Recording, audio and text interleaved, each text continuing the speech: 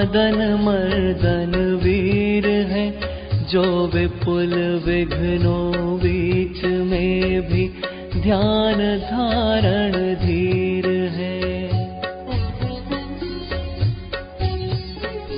जो तरण तारण भव निवारण भव जलधि के तीर है, वे वंदनीय जिनेश तीर्थंकर स्वयं महावीर है।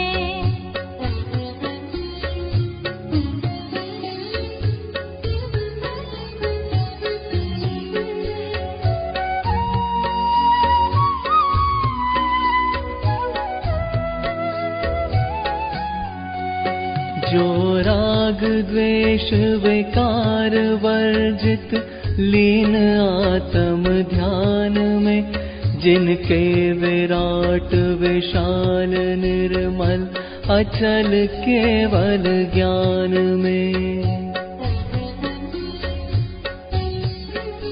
युग पद विशद सकलाठ झलके ध्वनित हो व्याख्यान में, वे वर्धमान महान जिन विचरे हमारे ध्यान में।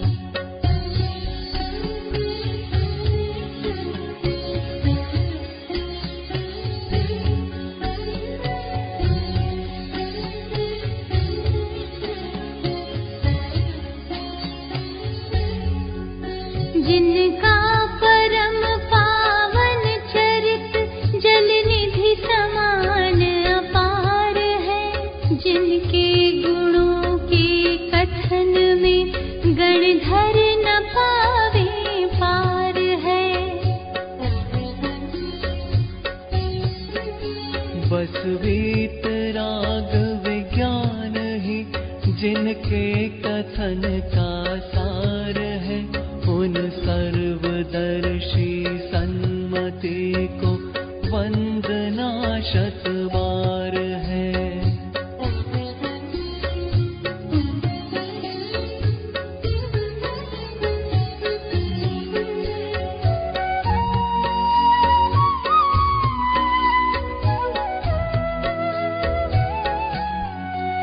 जिनके विमल उपदेश में सबके उदय की बात है, समभाव समता भाव जिनका जगत में विख्यात है।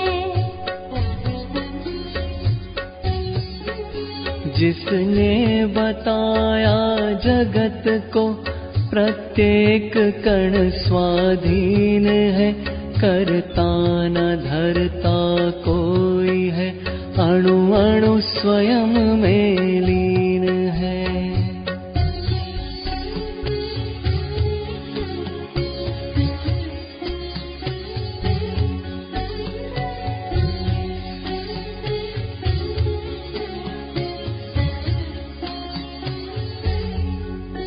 आत्म बने परमात्मा हो शांति सारे देश में, है देशना सर्वोदयी महावीर के संदेश में। है देशना सर्वोदयी महावीर के संदेश में।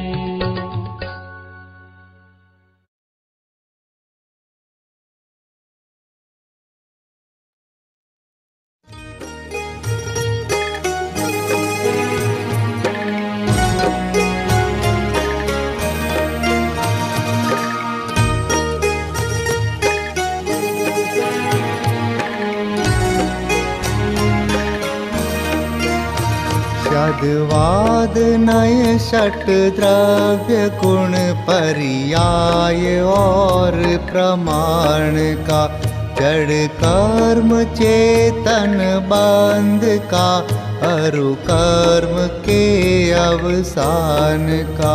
कहे कर स्वरूप यथार्थ जग का, जो किया उपकार है, उसके लिए जिन वाणी माँ को वंदना शत बार है। उसके लिए जिन वाणी माँ को वंदना शत बार है, वंदना शत बार है, वंदना शत बार है।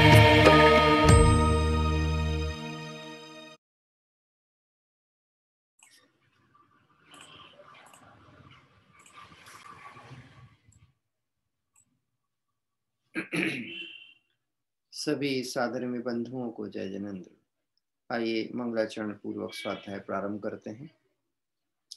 नमो अरिहंताणं नमो सिद्धाणं नमो आयरियाणं नमो उवज्झायाणं नमो लोये सवसाहूणं तिहुवण तिलयं देवं वंदिता तिहुवणिंद परी पूज्यम वोच्छमणुपेहाओ भव्य जनानंद जननीयो त्रिभुवन तिलक सत इंद्र वंदित देव श्री अरहंत को कर नमन कहूँ अनुप्रेक्षाएं भव्य को सुख कर अहो भव्य को सुख करे अहो।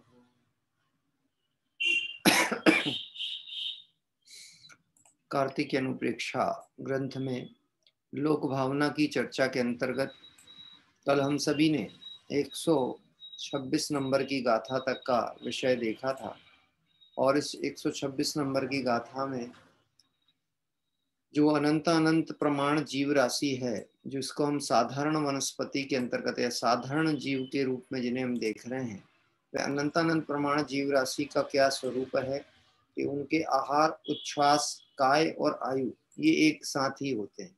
मतलब एक ही शरीर में ये सारे जीव हैं, एक ही आहार ग्रहण करे तो सबका आहार है, एक उच्छ्वास से सभी का उच्छ्वास है, एक की आयु से सबकी आयु है। मतलब एक जैसी समानता लिए हुए जो जीव हैं और अनंत जीव राशि है जो एक ही जगह स्थान पर है, उसको साधारण कहा गया है। इस विषय की चर्चा को गोमट्ट सार आदि ग्रंथों के आधार पर भी यहाँ पर स्पष्ट किया था कि जहाँ एक साधारण निगोदिया जीव उत्पन्न होता है वहां उसके साथ अनंत जीव उत्पन्न होते हैं। चत्ते कहू जीव मरई, और जहाँ एक निगोदिया जीव मरता है वहां उसके साथ अनंत समान आयु वाले मरते भी हैं।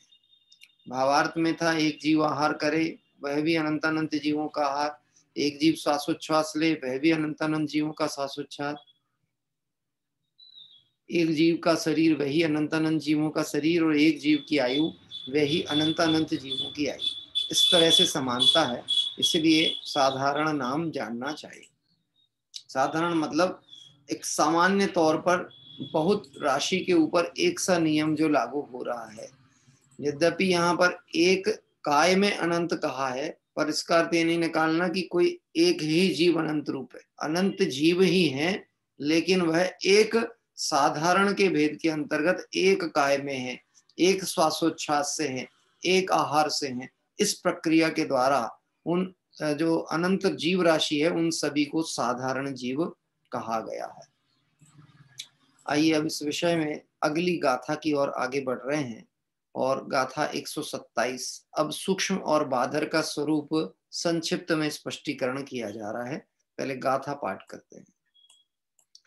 णय जे सिम पड़ी खलड़म पुणवी तो एहिम अग्गिवा एहिम ते जान सुम काया येरा पुण थूल काया। जल अग्नि पृथ्वी पवन से रुकते नहीं वह सूक्ष्म है, जो रुके पृथ्वी आदि से बादर उन्हें जिनवर कहें, बादर उन्हें जिनवर कहें। अन्वयार्थ, जिन जीवों का, जैसे यानी जिन जीवों का, पुड़वी तो एहि अग्नि गवा एहिम, पृथ्वी जल अग्नि पवन इनसे पड़ी खलड़म णय रुकना नहीं होता है, ते सुम काया जानम उन्हें सूक्ष्म जीव जानो। एरा पुण थूल काया, तथा जो उनसे रुक जाते हैं उन्हें बादर जानो। देखिए, अति संक्षेप में सूक्ष्म और बादर का परिचय भी कराया है और भेद भी स्पष्ट किया है। सूक्ष्म जीव किसे कहा कि जिन जीवों को पृथ्वी, जल, अग्नि और पवन इनसे रुकना नहीं होता, मतलब ये उनके लिए अवरोध नहीं है, इतनी सूक्ष्म जीव राशि है कि वो इसको पार कर जाए। दीवाल है, इसको पार कर जाए। पानी का सरोवर है, धार है, उसके बीच में से वह जीव यहाँ से वहां पार हो जाए और उनको वह बाधा का कारण ना बने। तो ऐसे जीव जिनको पृथ्वी, जल, अग्नि और पवन इनसे रुकना नहीं होता है, ऐसे जीव, रुकने का कई अर्थ में लेंगे, एक तो गमन ना हो और एक उनकी उत्पत्ति और उनका जो जीवन है वो इसके साथ ही चले। क्या कह रहे हैं, मतलब इनके साथ ही चले। जैसे अभी यहाँ पर अग्नि काय आया शब्द, जल काय शब्द आया, तो ये एक, हमको ऐसा लगता है एक सरोवर है या एक समुद्र है, लेकिन ये एक समुद्र अकेला नहीं, एक काय है जिसमें अनंत जीव राशि पड़ी हुई है। क्या कह रहे हैं, एक ही में अनंत जीव राशि, लेकिन सूक्ष्म, इतनी सूक्ष्म जीव राशि है जो वास्तव में कोई नेत्र गोचर नहीं है। अभी तो बादर का भी जो भेद किया है वो भी कोई नेत्र गोचर की बात नहीं है। तो ये सूक्ष्म जीव राशि है। तो जिनका पृथ्वी, जल, अग्नि, पवन इनसे रुकना नहीं होता उन्हें सूक्ष्म जीव जानो, और जो इनसे रुक जाते हैं उनको बादर जानना चाहिए। यहाँ पे ये कहा है, ये सारी जो व्याख्याएं करके समझाए हैं, वस्तुतः इनको दो कर्मों के उदय से देखना है। सूक्ष्म नाम कर्म के उदय से जो जीव राशि अति अल्प सूक्ष्म अवगाहना के साथ में और इस तरह के पृथ्वी, जल, अग्नि, वायु आदि से जो रुकती नहीं है, बाधित नहीं होती, उसे सूक्ष्म जीव कहा जाता है। यानी सूक्ष्म नाम कर्म और बादर नाम कर्म, ये दो नाम कर्म की भिन्न भिन्न प्रकृतियां हैं। तो सूक्ष्म नाम कर्म वाले जीवों को सूक्ष्म जीव और बादर नाम कर्म वाले जीव को बादर जीव, इस तरह से परिचय किया जाता है। अभी आगे गाथा 128 है, जिसमें अब वनस्पति और त्रस्त जीवों के स्वरूप की चर्चा चालू हो रही है। और ये सब बड़े महत्वपूर्ण विषय हैं जो हमें शब्दशः समझने की बहुत महती आवश्यकता है, क्योंकि जब तक हम जीव की योनियां, जीव के उत्पत्ति स्थान, मार्गण स्थान इनको नहीं समझेंगे तो हमें जीव राशि क्या है, उसका क्या स्वरूप है, उनकी विराधना कैसे होती है, संसार अवस्था में जीव का क्या स्थिति निर्मित हो रही है, बात समझ में आने वाली नहीं। पंडित किशन चंद जी साहब की पुस्तक है जीव समास का ज्ञान क्यों आवश्यक, आप चाहें तो उसका अध्ययन करें इस प्रसंग और इस विषय को समझने के लिए। उसमें बहुत विस्तृत रूप से कर्णानियों के शैली में जीव समुदाय की या जीव द्रव्य का व्याख्यान किया। जीव समास का ज्ञान मतलब कौन जीव राशि किस योनि में है, कहाँ है, कैसे उत्पन्न होते हैं, कितनी आयुष्य होती है, वहां पर उदय अनुसार कैसा उनका प्रवर्तन होता है, सारी चर्चा उस ग्रंथ और पुस्तक के माध्यम से सरल पद्धति से आप समझ पाएंगे। अभी हम गाथा 128 प्रारंभ कर रहे हैं, जिसमें प्रत्येक वनस्पति और त्रस्त जीवों का स्वरूप बताया जा रहा है। हाँ जी, यहाँ से शेयर स्क्रीन के माध्यम से आप सभी साथ में पढ़ेंगे। पत्तेया वे दुविया ऋग्गोदा सहिदा तहेव रही आया दुविहा होंती तस्वीर वीति वीतिच उरखा तहेव पंचखा। दो भेद हैं प्रत्येक के, सनिगोद या अनिगोद हैं, विकलत्रय या पंच इंद्रिय, भेदयुत त्रस जीव हैं, भेदयुत त्रस जीव हैं। अभी अन्वयार्थ के माध्यम से पहले गाथा पढ़ते हैं, फिर इसकी थोड़ी सी विस्तृत और सरल व्याख्याओं के द्वारा वनस्पतियों का परिचय कराया जाएगा। अन्वयार्थ, पत्तेया भी या दुबिया, प्रत्येक वनस्पति भी दो प्रकार की है। निगोद सहिता तहेव रहिया, निगोद सहित अथवा निगोद रहित, तसा भी या दुविया होंती, त्रस भी दो प्रकार के होते हैं। विकलत्रय यानी पहला विकलत्रय, द्विंद्री, त्विनिंद्री, चौंद्री तथा पंचेंद्री। अभी एक बात ध्यान से विचार करना है, ये सारा वर्णन किसका चल रहा है, जीव का। इस लोक में जीव राशि कितनी है या जीव द्रव्य जो संबोधित किया गया है कि 6 द्रव्यों के समूह को लोक या विश्व कहा, तो यहाँ जीव की सत्ता कैसी है ये परिचय कराते हुए पहले एकेंद्रिय के भेदों की परिचय चला। अब एकेंद्रिय के भी भेद करते करते यहाँ वनस्पति के जो दो भेद आए थे, आपको ध्यान होगा पहले वनस्पति के दो भेद बताए थे, साधारण और प्रत्येक वनस्पति, उसकी चर्चा, और साथ ही साथ अब दो इंद्री से पंचेंद्री तक के भेदों की चर्चा प्रारंभ होती है। दो इंद्री, तीन इंद्री और चौइंद्री, इनको कहते हैं विकलत्रय। विकल मतलब होता है हीन और त्रय मतलब तीन। तो जिनमें कुछ हीनता हो, तो कुछ हीनता मतलब क्या हो कि पंचेंद्रियों को इंद्रिय पूर्णता की दृष्टि से पूरा कहा जाता है। 5 इंद्रियां हो तो इंद्रिय पूर्ण, लेकिन एक भी इंद्रिय कम हो तो उसे विकलत्रय। और उसमें कौन कौन आते हैं? दो इंद्री, तीन इंद्री और चौइंद्री, ठीक है ना। दो इंद्री होगा तो कितनी इंद्रियां कम होंगी? 3। 3 इंद्री होंगे तो 2 इंद्री, चौइंद्री होगा तो 1 इंद्री, और पंचेंद्रिय तो 5 इंद्री। यही से एक शब्द बना है विकलांग। शब्द सुना आपने? विकलांग। विकलांग मतलब जिसके अंग की हीनता, उसको विकलांग। ऐसे इंद्रिय की हीनता हो तो विकलत्रय। अब इधर पे जो त्रस जीव है इनको भी दो भेद बताए हैं, विकलत्रय वाले और एक होते हैं पंचेंद्रिय वाले। इस तरह से अब यहाँ पर पहले प्रत्येक वनस्पति के दो भेदों की चर्चा को यहाँ हम जिनवाणी के आधार पर समझने का प्रयास करते हैं। वनस्पति के दो भेद, निगोद सहित और निगोद रहित, है ना।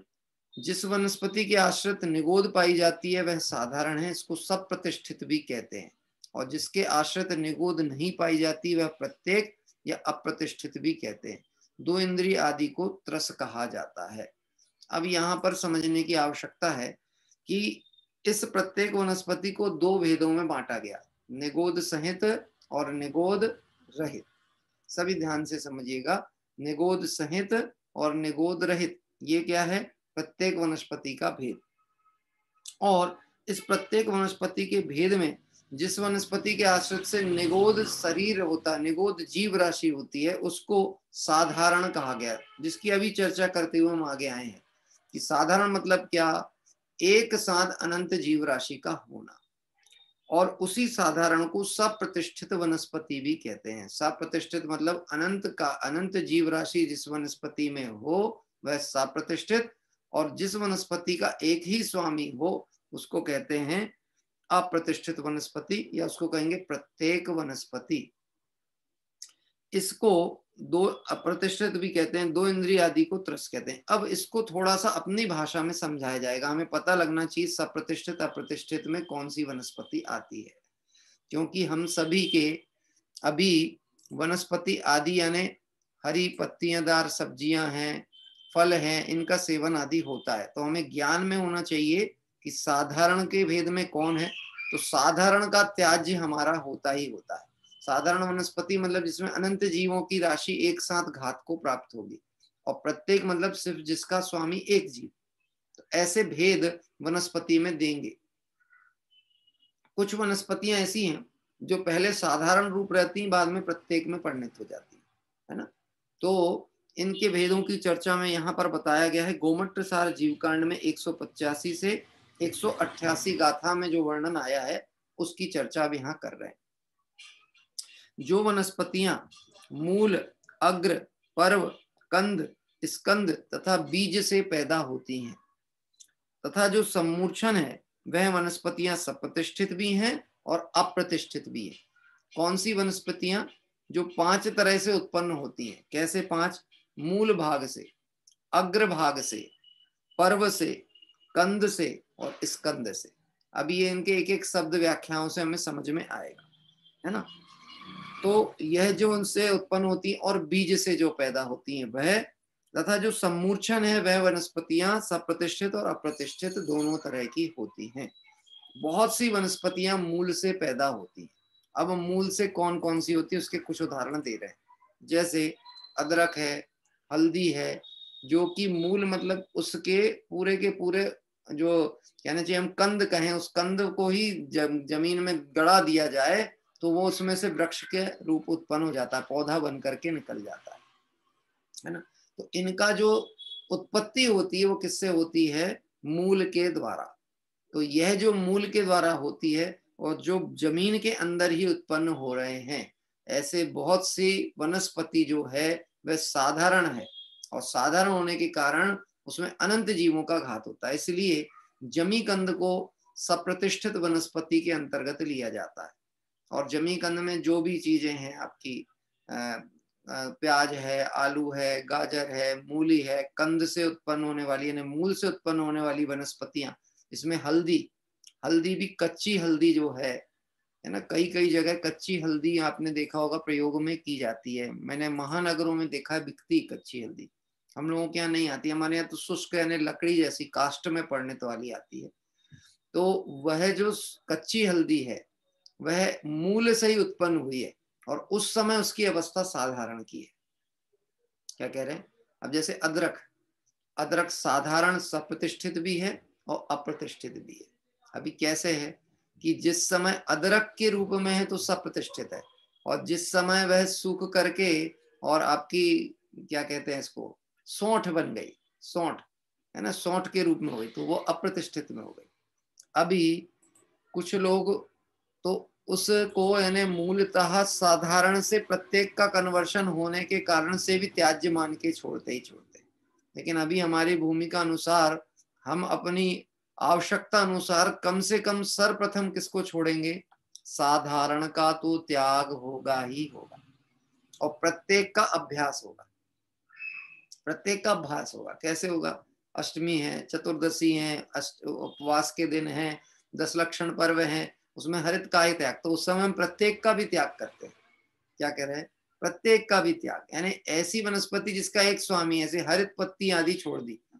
हाँ, अब उस समय दाल आदि हैं जो शुष्क रूप से यानी कि काष्ठ रूप में परिणत हो गई हैं, जो लकड़ी जैसी परिणत हो गई हैं, और अब उसमें अचित्तपना आ गया, वह उपयोग में ली जा सकती हैं।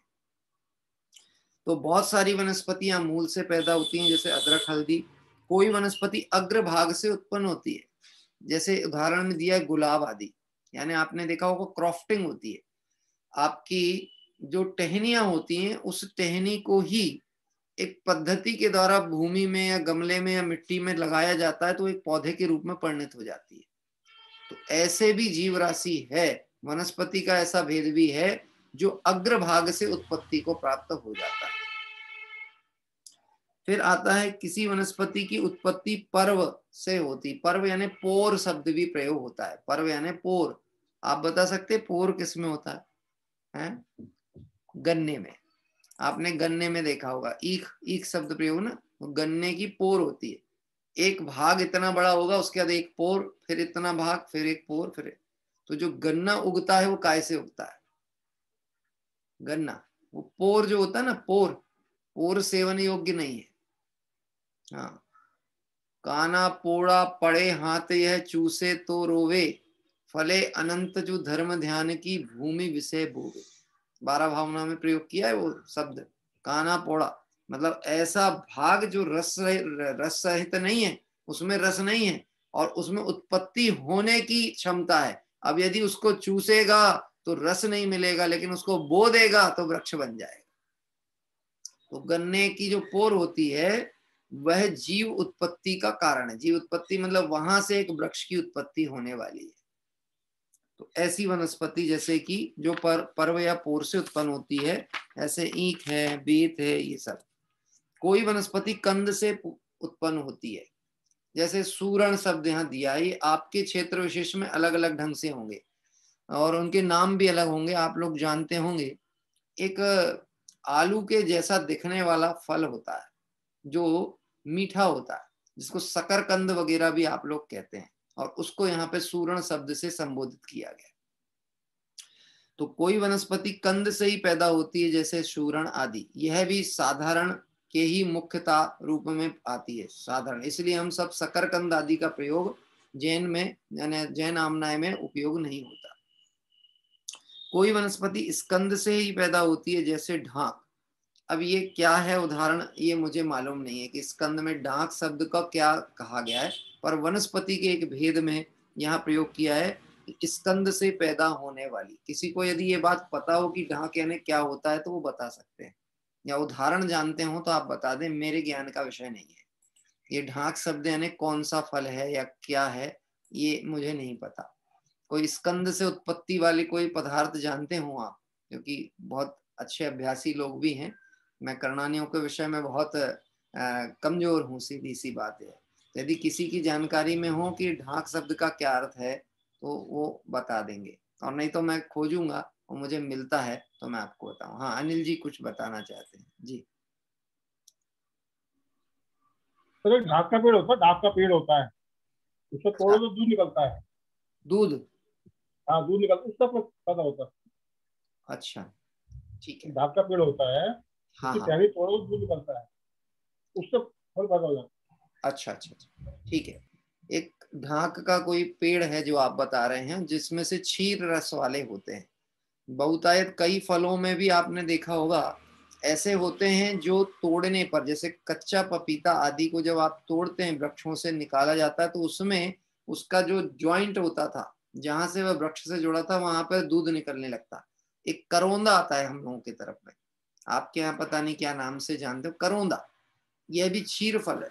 क्षीर फल मतलब इसमें से दूध निकलता है। तो ये जो चीज है ये बहुतायत रूप में त्याज्य के रूप में गिनी गई है, इनको उपयोग में नहीं होता। ऐसे ही छोटे फल, छोटा आम, छोटी बिही, ये सब हमें पता है। बिही मतलब जाम है ना, वो आप क्षेत्र विशेष में अंतराल होते हैं तो नाम अलग अलग प्रयोग हो सकते हैं। तो उनके भी साधारण अवस्था से प्रत्येक में परिणत होने की स्थिति होती है। प्रारंभिक चरण है, छोटे छोटे छोटे टमाटर आते हैं, आप देखे होंगे देसी बाजारों में, ग्रामीण लोग उपयोग करते, इतने इतने से टमाटर आते, ये अपने सेवन योग्य नहीं है।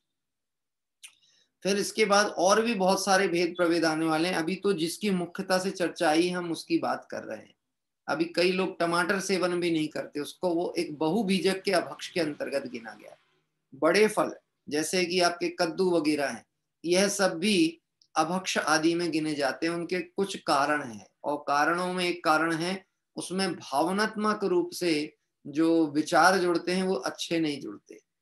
कई जगह कद्दू का प्रयोग बलि के लिए भी प्रयोग होता है, इसलिए ऐसी चीजें जिसपे कोई अलग ढंग से प्रयोग करके परिणामों की विकृति होती हो, उसको भी हम अभक्ष जान करके त्यागते हैं।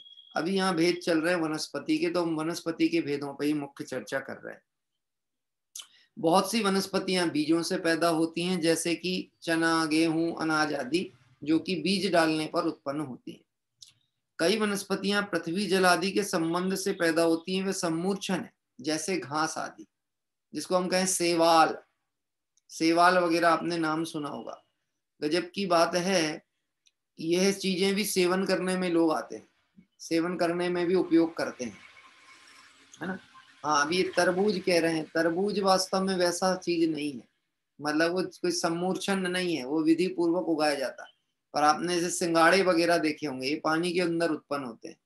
कमलगट्टा, कमलगट्टा यानी जिससे आपका मखाना तैयार होता है ना। तो ये मखाना जो कमल उगता, कमल का फल है, और उसमें से वह निकलते हैं। अब इनमें कई चीजें ऐसी होती हैं जो जल के संपर्क में रहने पर साधारण के रूप में है, और शुष्क अवस्था में पहुंचने पर, प्रकृति बदल जाने पर वो प्रत्येक में आ जाती है, या प्रत्येक में आ जाती है काष्ठ में अचित्त में परिणत हो जाती है। ऐसे दो भेद इसमें देखने को मिलते हैं। ये सारी चर्चा इसलिए बताई जाती है कि साधारण वनस्पति जिसमें अनंत जीवों का घात होता हो, उसका प्रथम में प्रथम त्याग होना ही चाहिए।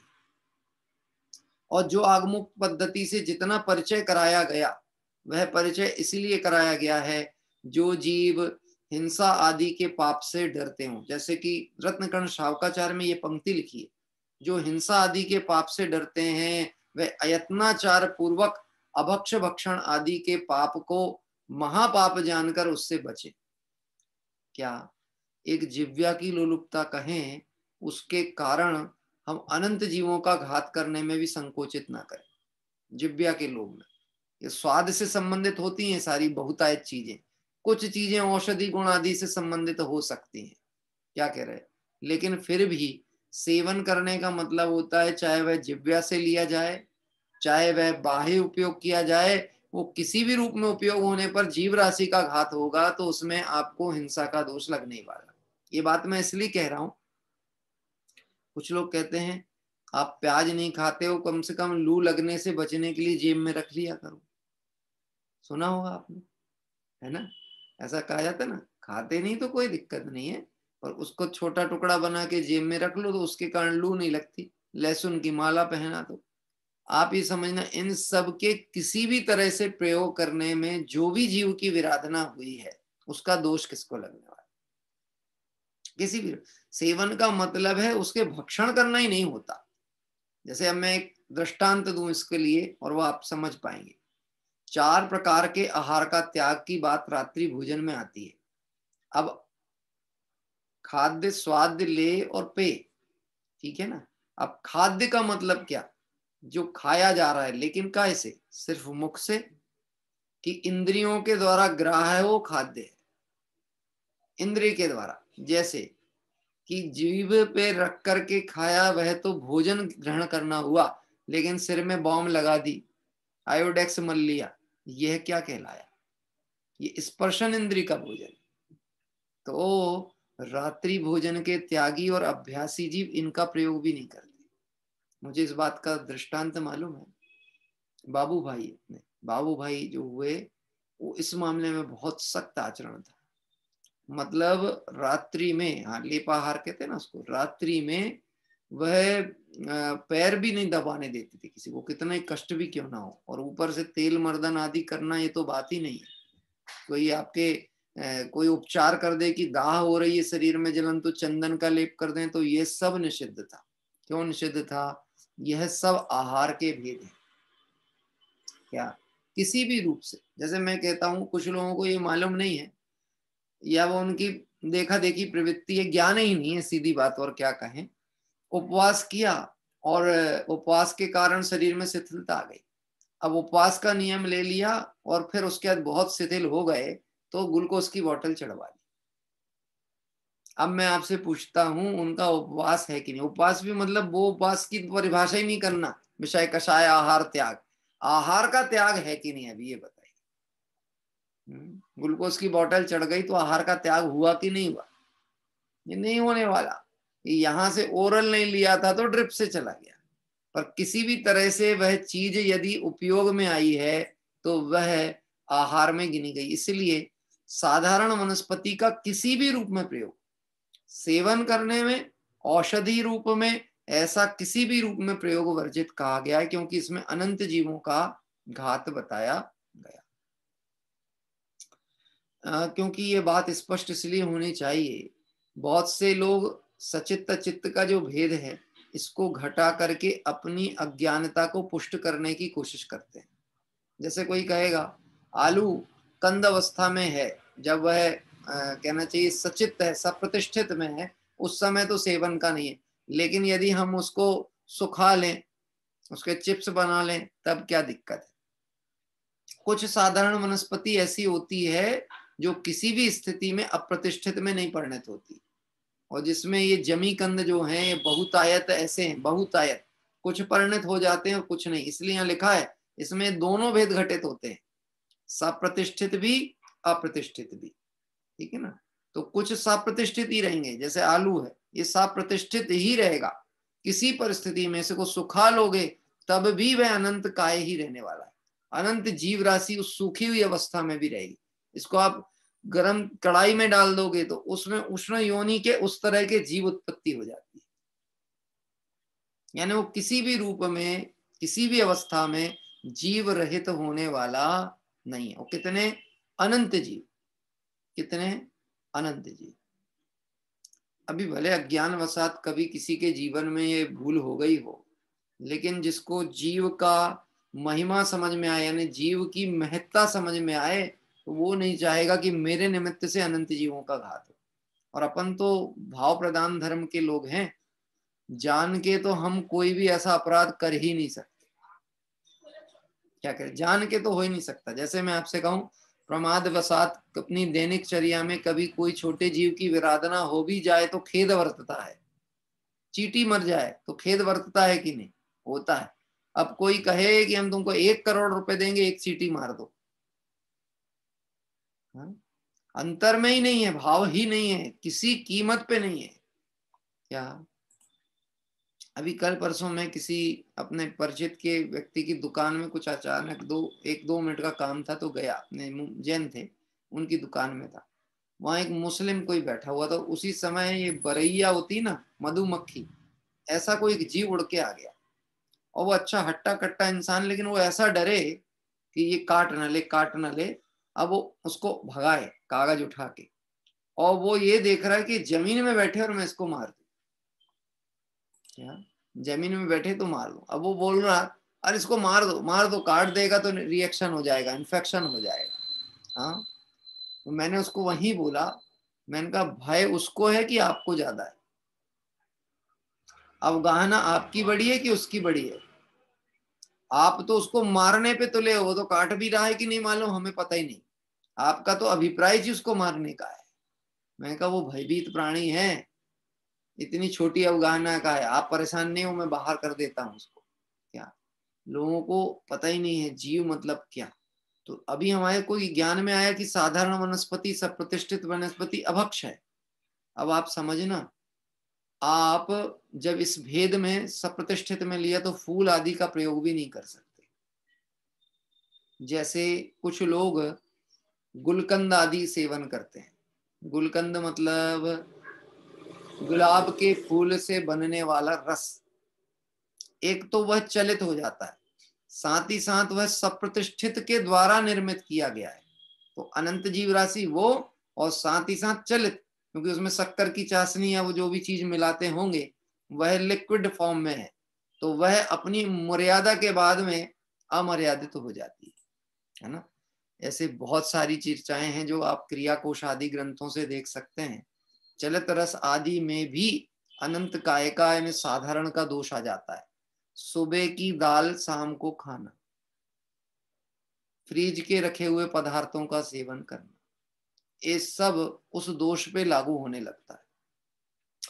आप ये समझ लेना, आज के उपलब्ध संसाधनों ने हमारी दैनिक दिनचर्या को और हमारे संयम को बहुत भ्रष्ट किया है। उपलब्ध साधनों ने, जिसमें एक बहुत बड़ा खेल खेलता है फ्रिज। जो रेफ्रिजरेटर का प्रयोग जिन घरों में है उनके चलित रस का ही प्रयोग होता है, अभक्ष का ही प्रयोग होता है। मैंने तो कई जगह किसी किसी घरों में ऐसी बात सुनी भी है और देखने में भी आई है, ज्यादा आटा गुथ जाए रोटी का तो वो कहते हैं कि इसको फ्रिज में रख दो। तो क्या होगा, क्या होगा कि उनके हिसाब से आटा सुरक्षित रहेगा, तो हम शाम को फिर उससे रोटी फिर बना लेंगे। हाँ, आप विचार करना, जीव की उत्पत्ति स्थान को योनि कहा गया है ना, और योनि स्थान अभी वह योनि अलग प्रकार की है।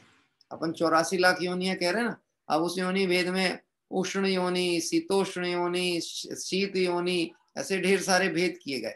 अब यदि आपने वह चीज को रखी और उसकी एक निश्चित मर्यादा जो थी उस मर्यादा से वह आगे बढ़ा, और उसके बाद में उसमें अनंत जीव राशि की उत्पत्ति हो गई। पानी पे भी लगाओ आप नियम, पानी है ना, तो पानी विधि पूर्वक बिलछानी देकर के छाना गया तो वह पानी क्या जीव रहित हो गया, पूर्ण जीव रहित हो गया? ये नहीं हुआ। विधि पूर्वक बिलछानी देकर छानने पर भी पूर्ण जीव रहित नहीं हुआ, लेकिन अंतर मुहूर्त की मर्यादा के बाद में अनंत जीव राशि वाला हो गया। समझना क्या कह रहे हैं, जीव रहित नहीं होगा। ऐसा नहीं होगा कि वो बिल्कुल टोटली, इसलिए तो ये बात है, बिना बिना छना जल काम ना लेंगे और छना जल भी बहाएंगे नहीं। बाबू युगल जी साहब एक बात कहते थे कि छना पानी भी आधा पिया और आधा फेंका तो सम्यक दर्शन का अधिकारी नहीं। छना अनछने की तो बात ही नहीं कर रहे, क्यों? वह भी जीव रहित नहीं है, परंतु अनंत जीव राशि नहीं है, इसलिए कमजोरी वसात सेवन करता है, परंतु घी की तरह प्रयोग करता है पानी को। कौन से पानी को? छने पानी। छने पानी को घी की तरह प्रयोग किया। हाँ, अचार का सेवन नहीं करना चाहिए, ये तो खैर जैन मत में तो निषिद्ध है ही, वैदिक परंपराओं में नरक के कारण में गिना है अचार खाने को।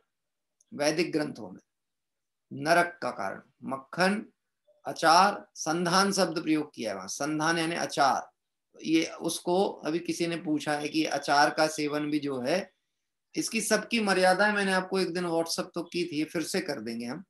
तो उसमें आपके ऋतु अनुसार मर्यादाएं हैं अनाज आदि की, और जो पदार्थ अभक्ष की श्रेणी में जाते हैं वह सबकी।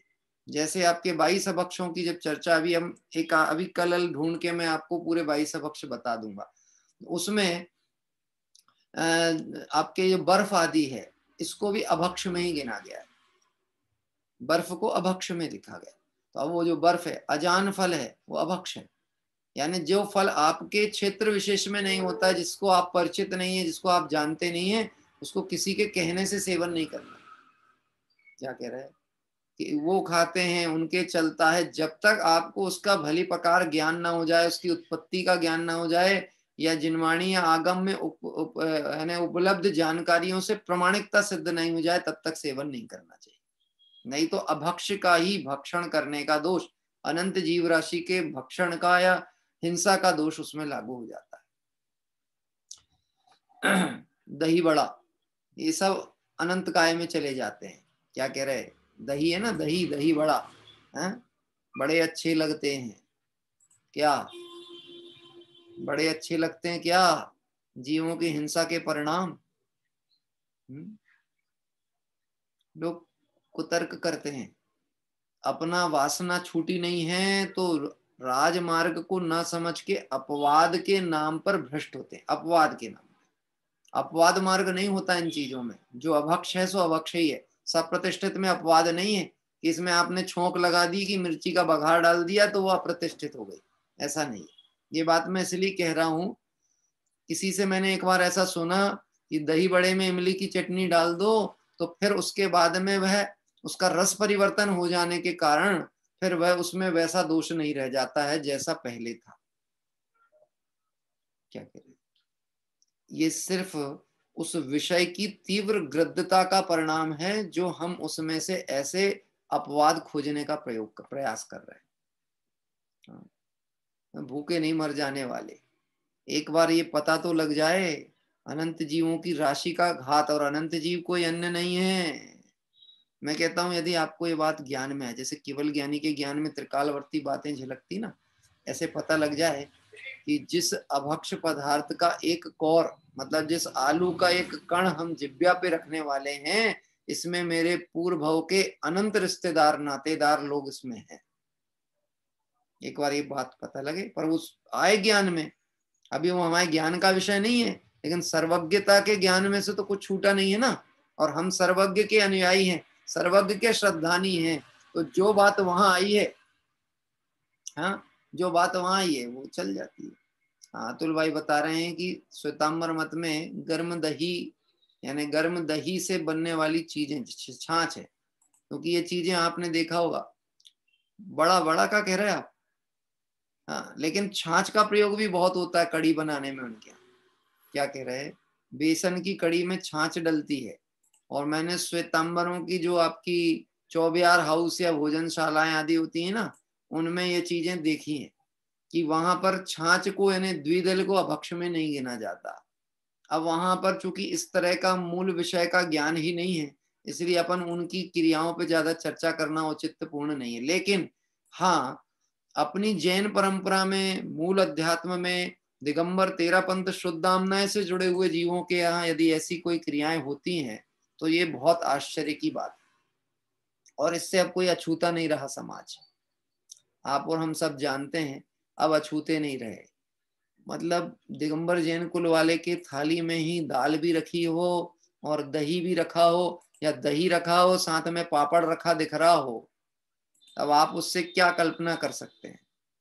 आप जानते हैं इसके विषय में एक मेरे पास आर्टिकल भी और एक वीडियो क्लिपिंग भी रखी हुई थी, मैं उसे खोज के कभी आपको दिखा दूंगा। ये जो दही बड़े का प्रयोग किया गया है, ये दही का प्रयोग करके मुर्गी पालन वाले इस पदार्थ के द्वारा उनके लिए फूड प्रोडक्ट तैयार करते हैं, किन के लिए, मुर्गियों को पालने के लिए। और उसके लिए क्या प्रक्रिया अपनाते हैं, ये जो बाजार का या मिलों में जो बेसन पिसता है और जो जमीन से खुंद जाता है, खराब हो जाता है, सड़ता रहता है, वह बेसन भी बिकता है बाजार में, मट्टी मोल। बोरों से इकट्ठा होकर के। अब वह बेसन आदि को ये इन लोग खरीद के ले जाते हैं। और जो आपकी डेयरी फार्म हाउस है जहां पर डेयरी प्रोडक्ट तैयार होते हैं, जैसे कि क्या कहते हैं आपका दही आदि बनता है, तो उस दही को एक्सट्रैक्ट कर करके मक्खन आदि निकाल लेते हैं। और जो छाछ आदि बचती है, ये छाछ भी लीटरों से बिकती है, कैन के कैन बिकती है। आपको पता होगा छाछ सस्ती भी आती है ना। तो जो छाछ नहीं बिक पाती और सड़ जाती है, ऐसी छाछ फेंकने की जगह फ्री ट्रांसपोर्टेशन के नाम पे कि तुमको उठा के ले जाना है तो ले जाओ, जो देना है उसको दे दो। ये बात मैंने खुद देखी है डेयरी फार्म में जाकर के। वो ले जाते हैं वो, और वो सड़ा हुआ बेसन।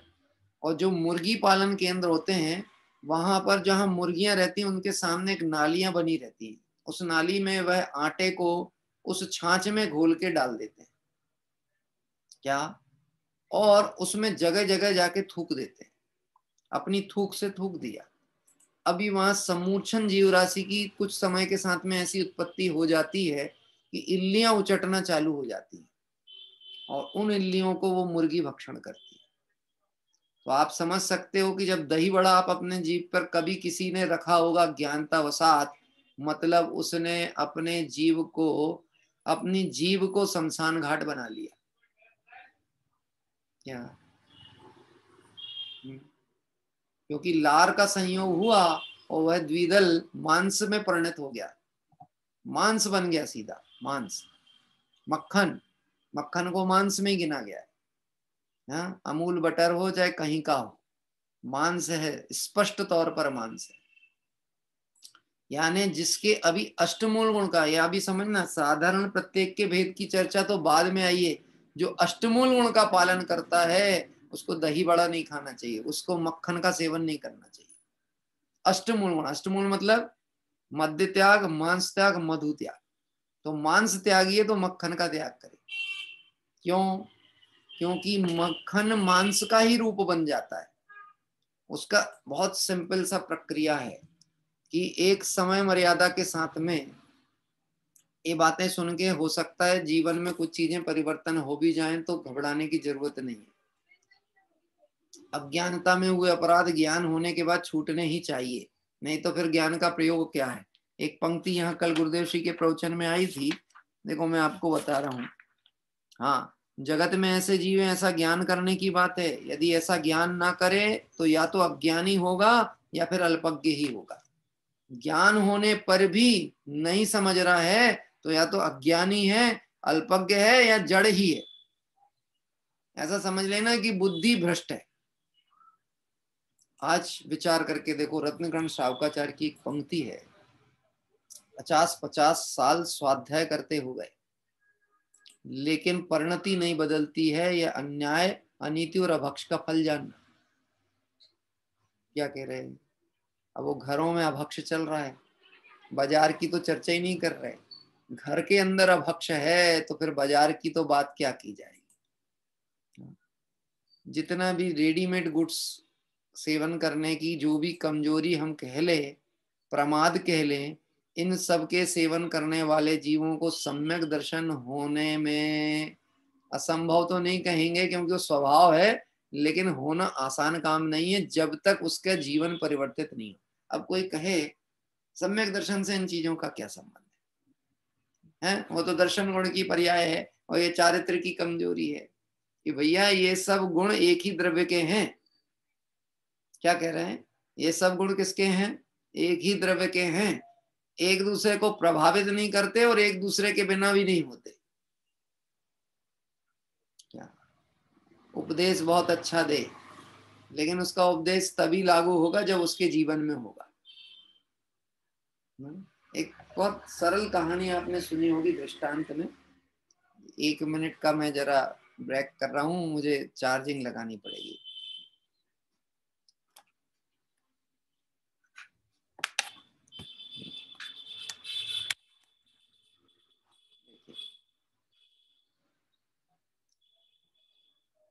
एक शायद गांधी जी के जीवन की घटना है, आपने सुनी भी होगी कि वो गांधी जी के पास में कोई एक महिला अपने बच्चे को लेकर के आई थी और बोलती थी ये गुड़ बहुत खाता है बच्चा, मीठा बहुत खाता है, आप इसको समझा दो कि इतना मीठा खाने से पेट में कीड़े हो जाएंगे, बीमार होगा, तो वो कहते हैं कि इसको 7 दिन के बाद लेकर के आना, तब मैं इससे बात कहूंगा।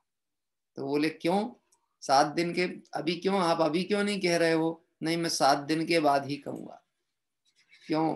क्योंकि मैं खुद बहुत मीठा खाता हूँ, और मैं खाता हूं तो मैं उपदेश कैसे दे सकता हूँ? जब तक मैं उसे समझ के खुद ना त्यागूं तो मेरा उपदेश कार्यकारी है ही नहीं। क्या कह रहे हैं? वास्तव में आज सुबह भी, आज तो बहुत नेटवर्क के इश्यूज थे, तो सुबह मुझे नहीं मालूम आप लोग कितने देर तक साथ थे, जुड़े थे, मुझे नहीं पता, लेकिन सुबह मैंने ये चर्चा सहज ही निकली। मल्लिनाथ भगवान की पूजन की जयमाला पे जब चर्चा कर रहे थे तब ये बात निकली थी, और वो चर्चा में बात आई थी, भावनाएं जब तक हमारी पुष्ट नहीं होंगी और सुधरेंगी नहीं तब तक कार्य होने वाला नहीं। और उसका निमित्त नैमित्तिक संबंध जीव के परिणामों से है और है। क्या ऐसा नहीं समझना? सत्य वसन का सेवन करते हुए अंजन चोर निरंजन हुआ था। सम्यक श्रद्धान होते ही भले कहने को अव्रति है लेकिन भ्रष्ट नहीं है। हम अव्रति को भ्रष्ट समझते हैं, ये बहुत बड़ी भ्रांति है। जैसे हम तो गृहस्थ हैं, हम तो गृहस्थ हैं, तो हम अब गृहस्थ हैं मतलब क्या भ्रष्ट हैं? बड़े पंडित साहब एक बात कहते हैं, गृहस्थी मतलब क्या, संयम का लाइसेंस है क्या? ये गृहस्थ में रहते तो असंयमित रह सकते हो, जैसा जीवन चाहे अनर्गल प्रवृत्ति कर सकते हो। ये किसने अर्थ निकाल लिया कि गृहस्थ मतलब असंयम का लाइसेंस? वो तो गृहस्थ की भूमिका भी नहीं कहलाएगी अगर असंयमित है तो। आप देखो बहुत सामान्य तौर पे जिनवाणी को पढ़ते हुए समझेंगे ना, 12 प्रकार के व्रतों में ब्रह्मचर्य की चर्चा आई है, और ब्रह्मचर्य में क्या कहा, स्वादारा संतोष व्रत। स्वादारा संतोष मतलब अपनी स्त्री के अतिरिक्त अन्य सबके प्रति विकल्प का त्याग। अभी अन्य के प्रति विकल्प का त्याग किया है, लेकिन वो राग पूरा नहीं छूटा था तो एक पे केंद्रित किया है, पर वह राग भी रखने योग्य है कि छोड़ने योग्य है, ऐसा समझ लो। साधारण से प्रत्येक पे आ गया साधारण मतलब बहुत, और प्रत्येक मतलब एक, पर वो एक भी रखने योग्य कि छोड़ने योग्य है?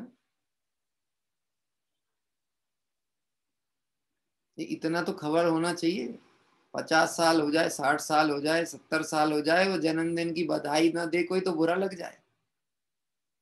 ये सालगिरह की बधाई नहीं दे तो बोले क्या है, क्या व्यवहारिकता नहीं तुमको इतनी भी?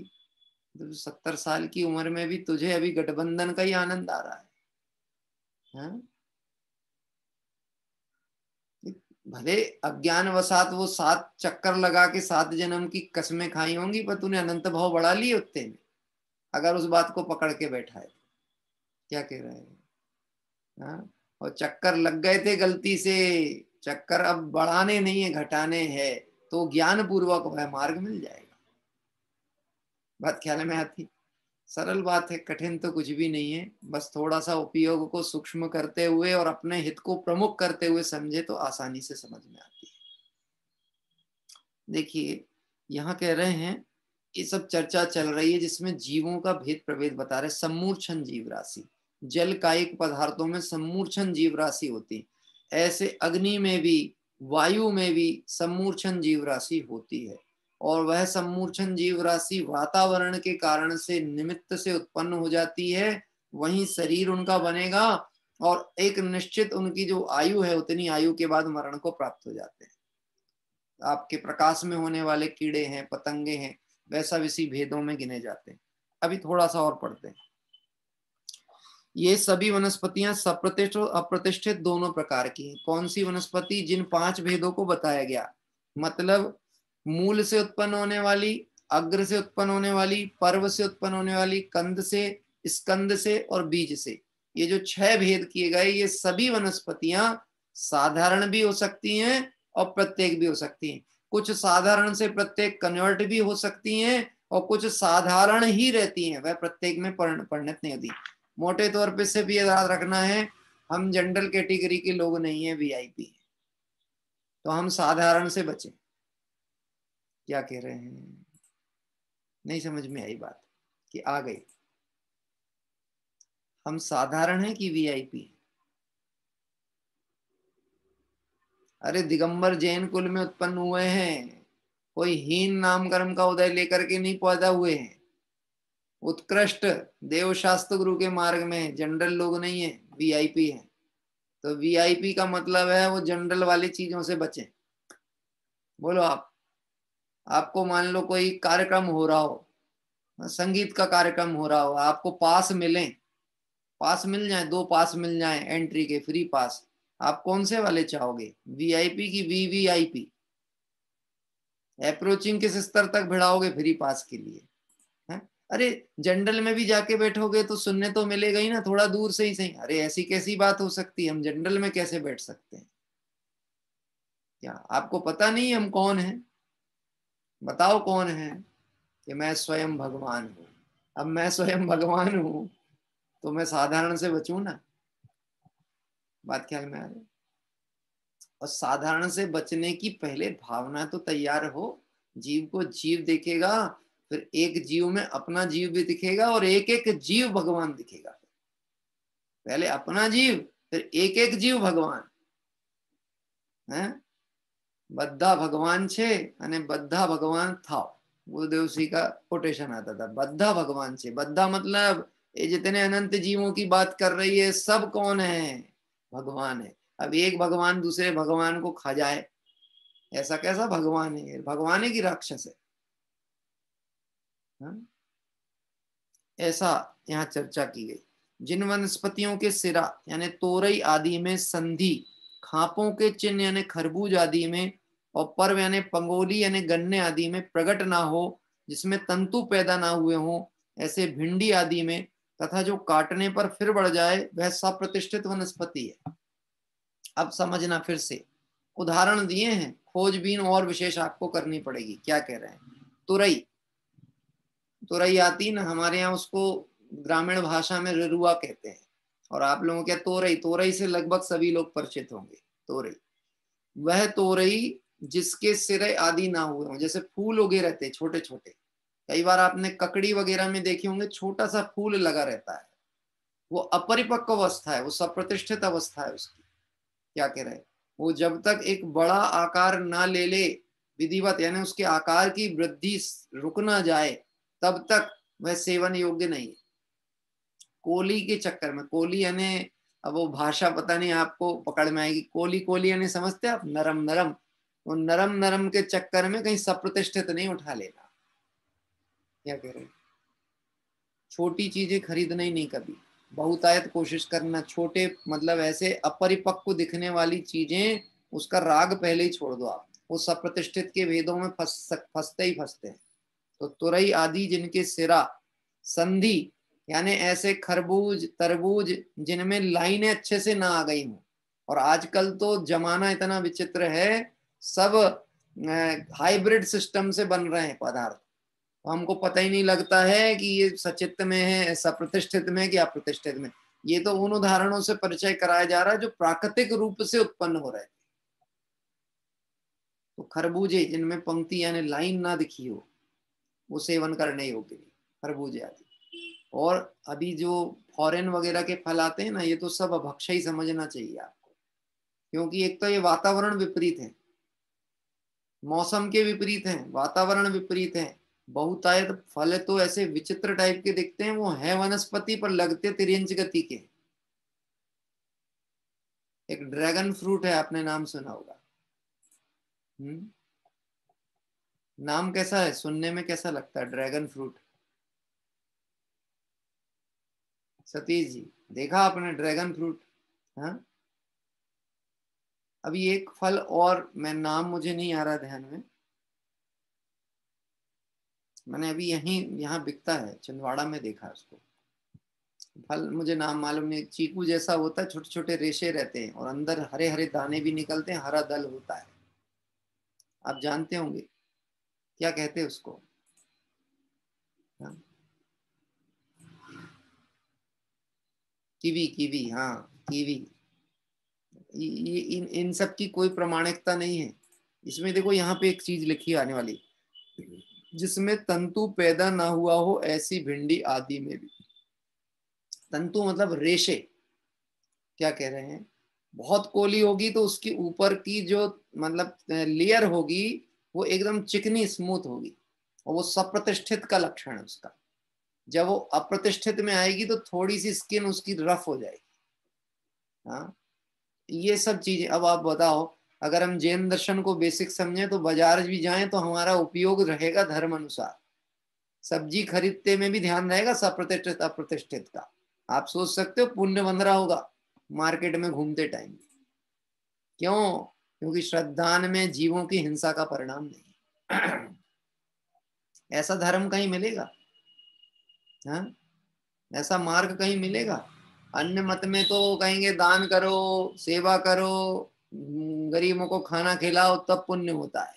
यहाँ तो कह रहे हैं सिर्फ परिणामों में सावधानी आ जाए तो ऐसा पुण्य बंधे कि आप कल्पना नहीं कर सकते। एक उदाहरण बताता हूं मैं आपको।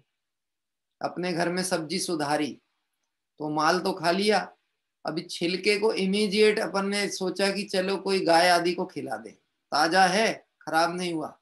ये मुफ्त का पुण्य है, इसको कहते हैं छिलके में से कहना चाहिए कैश निकालना, माल निकालना छिलके में से। हाँ, मतलब भाव क्या हुआ, ये कोई तिर्यंच गति का जीव है, चलो उसकी भूख मिट जाएगी तो ताजे का ताजा निकाल के दिया।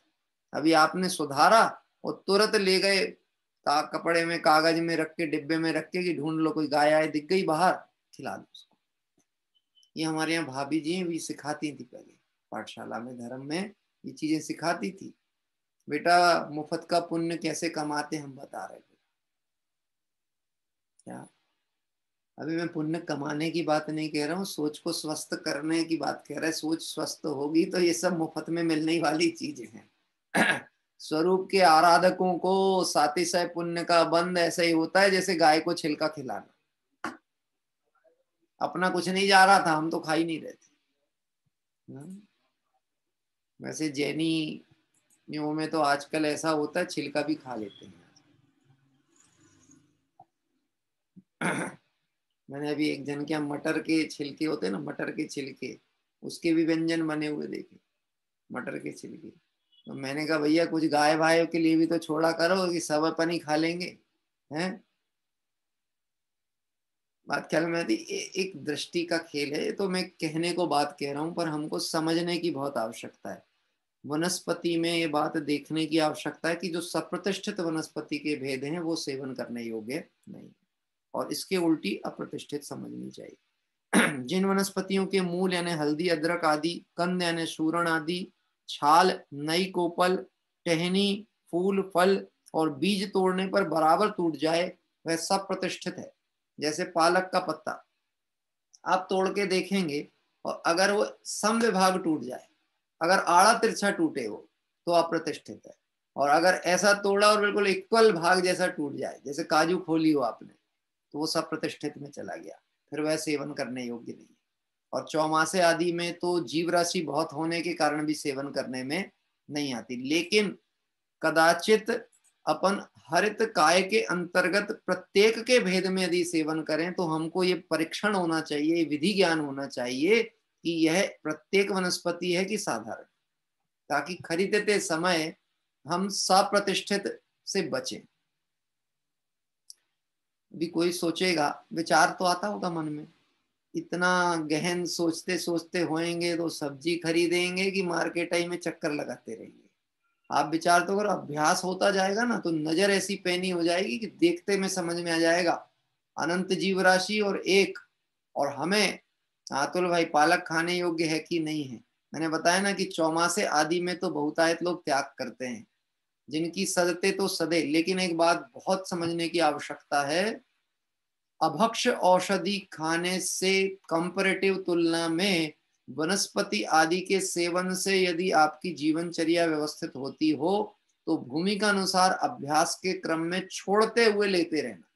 छोड़ते हुए मतलब कि छोड़ने का भाव रखना और सप्रतिष्ठित छोड़ना, अप्रतिष्ठित लेना, और अप्रतिष्ठित को भी सेवन योग्य नहीं है ऐसा जानकर त्याज्य भावना के साथ लेना। क्या कह रहे हैं? ऐसा कह दूं, सप्रतिष्ठित को तो जहर समझ के मत लेना और अप्रतिष्ठित को औषधि समझ के अरुचि पूर्वक लेना। समझ में आ गया?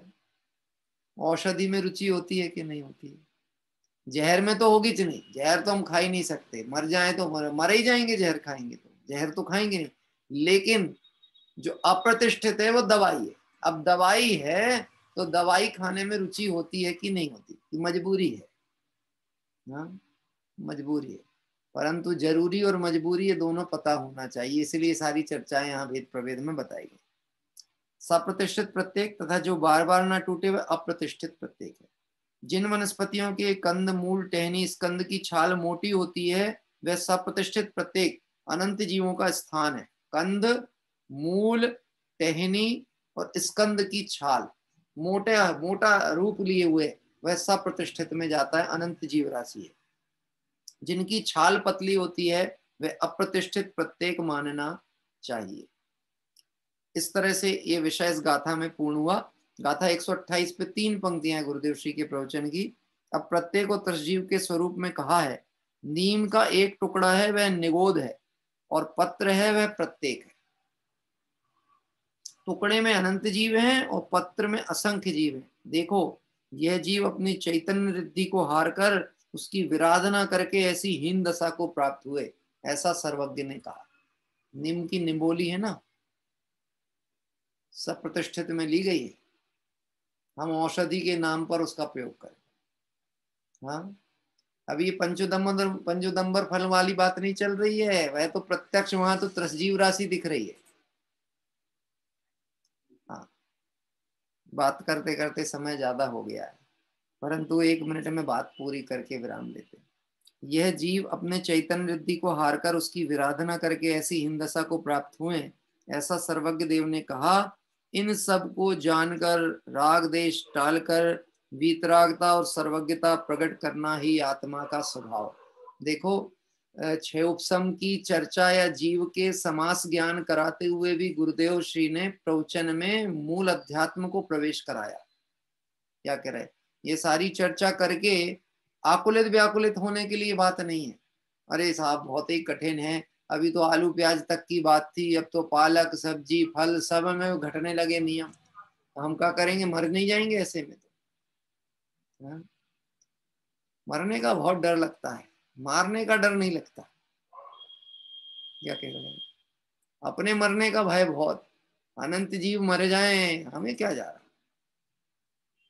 जब अनंत जीवों के मारने में तू प्रमादचर्या पूर्वक प्रवर्तन करेगा तो इन भावों का फल क्या होगा कि तुझे भी अनंत भावों तक मरना पड़े। ये वास्तव में किसी जीव रक्षा की बात नहीं है, अपनी सुरक्षा और अपनी रक्षा का नियम है, अपनी रक्षा के लिए सारी चर्चा है। ऐसे इस तरह से ये चर्चा हुई। कल पुनः जोड़ेंगे विषय को, 129 130 गाथा से आगे बढ़ेंगे। अभी विराम लेते हैं। हाँ जी, कोई समय तो हो गया। जिनवाणी स्तुति यदि कोई लेंगे तो फिर हम भक्ति को ड्रॉप करते हैं, और भक्ति लेंगे तो फिर मैं जिनवाणी स्तुति छोटी लूंगा। भक्ति तैयार है कोई की भक्ति? हाँ हमारे जयप्रकाश जी साहब जेपी मामा जी हैं, उनके द्वारा भक्ति का हम लाभ लेते हैं।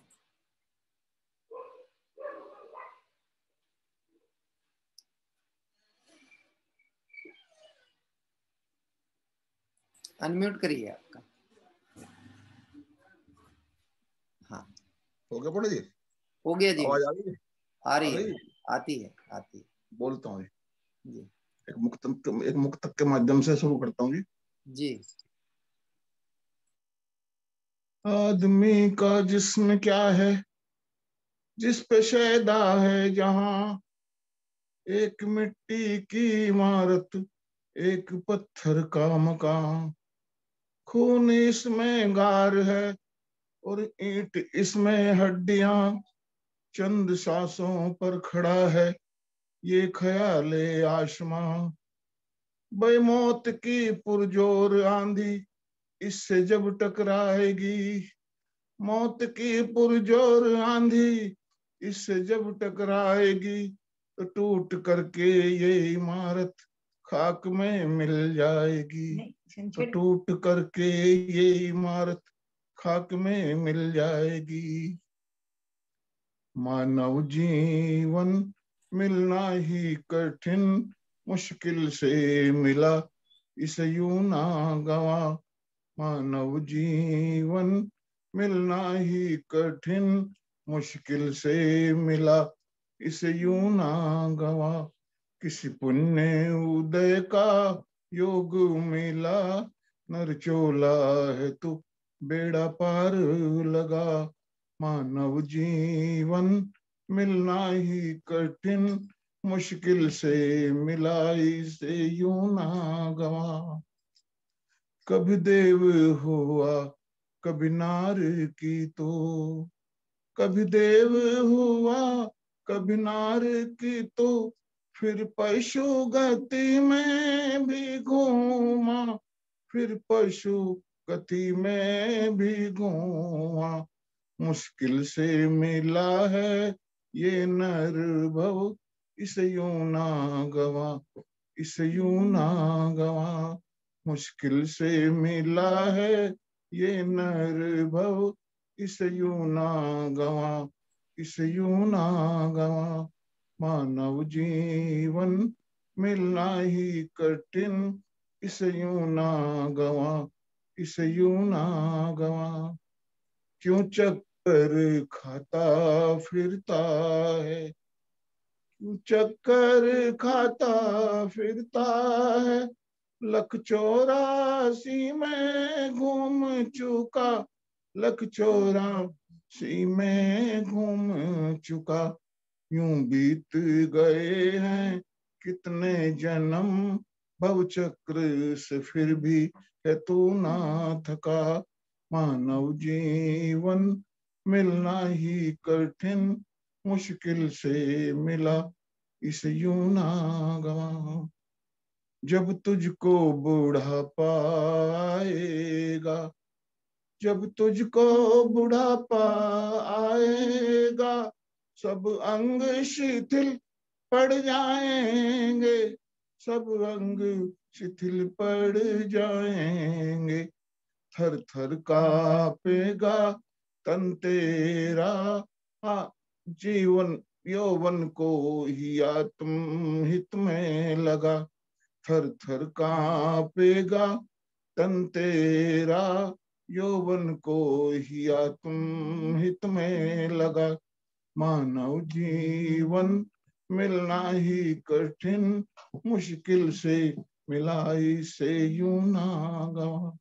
बस एक बात गुरु समझाते, बस एक बात गुरु समझाते।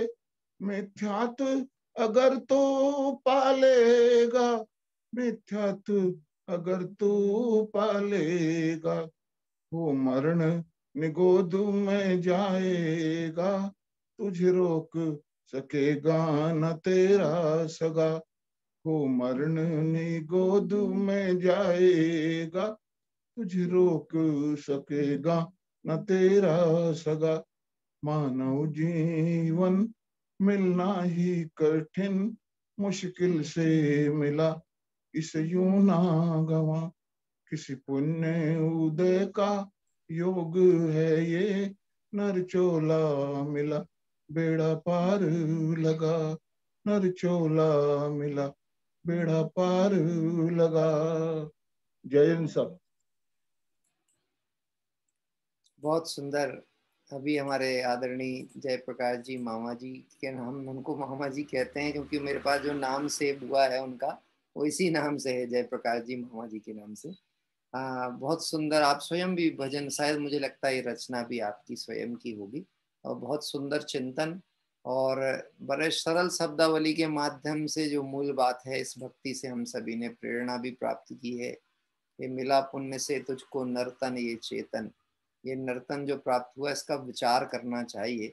ये नर्तन यानी एक रतन है, और इस रतन को कैसे प्रयोग करना है इतनी समझ हमको होनी चाहिए। या तो कौवा उड़ाने में फेंक दो, क्या कह रहे हैं, चिंतामणि को वो दौलत राम जी ने बताया है। मैं तो उस चित्र को याद कर लेता हूँ कभी कभी, जो चिंतामणि रत्न को कौवा उड़ाने में फेंक रहा। कहाँ पर? वो समुद्र में जो जहाज की डंडा है जिसपे झंडा लगा है, उस पे एक कौवा बैठा है, और एक कौतूहल वसात अपने हाथ में रखे हुए चिंतामणि रत्न को कौवा उड़ाने को फेंकता है। अभी होगा क्या?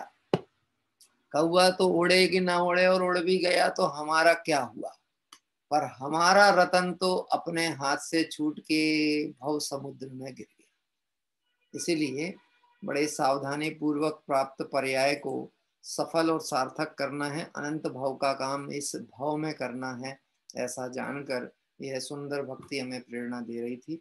आइए हम सभी भाव प्रतिक्रमण करते हुए सभा का विराम लेंगे। कल प्रातः काल आचार्य कुंद कुंद स्वामी के जन्म दिवस का मंगल प्रसंग है, और हम सभी को अशरीरी होने का मार्ग बताने वाले आचार्य कुंद कुंद स्वामी के चरणों में बैठकर कल हम सभी प्रातःकालीन तीर्थ वंदना करेंगे। आचार्य कुंद कुंद स्वामी के क्षेत्रों के दर्शन प्राप्त करेंगे और साथ ही साथ में पूजन भी करेंगे। भाव प्रतिक्रमण। हे अरहंत प्रभु, मुझसे मन वचन काय द्वारा कृत कारित अनुमोदना द्वारा समरंभ समारंभ आरंभ द्वारा क्रोध मान माया लोभ द्वारा प्रमाद इत्यादि विभावों द्वारा इस भव में या पूर्व भव में सच्चे देव शास्त्र गुरु की अभिनय हुई हो, व्रतों में अतिक्रम व्यतिक्रम अतिचार अनाचार दोष लगाया हो, एकेंद्रिय से लेकर पंचेंद्रिय तक किसी भी जीव की हिंसा हुई हो, विराधना हुई हो, दिन या रात में लगाए सर्व दोषों का पश्चाताप व्यक्त करता हूँ, क्षमा मांगता हूँ। वह मेरे सभी दोष मिथ्या हों, मैं मुझ में रहूं। इस प्रकार मैं इन सभी दोषों का प्रायश्चित करता हूँ। ओम नमः सिद्धेभ्यः। हाँ जी, संक्षिप्त जिनवाणी स्तुति पाठ के साथ में सभा को विराम देंगे। चैतन्य का स्मरण प्रतिपल ही करो रे, भव के अनंत दुख को पल में हरो रे। अक्षय अनंत निज सौख्य निधान पाओ, गाओ अरे नित इसी के गीत गाओ। जन्म जरा मृत्यु क्षय करे, हरे कुनय जड़री। भव सागर सो ले तिरे, पूजो जिन वच प्री। सभी लोग 3 बार नमोकार मंत्र का पाठ करते हुए कायस्थ रखें।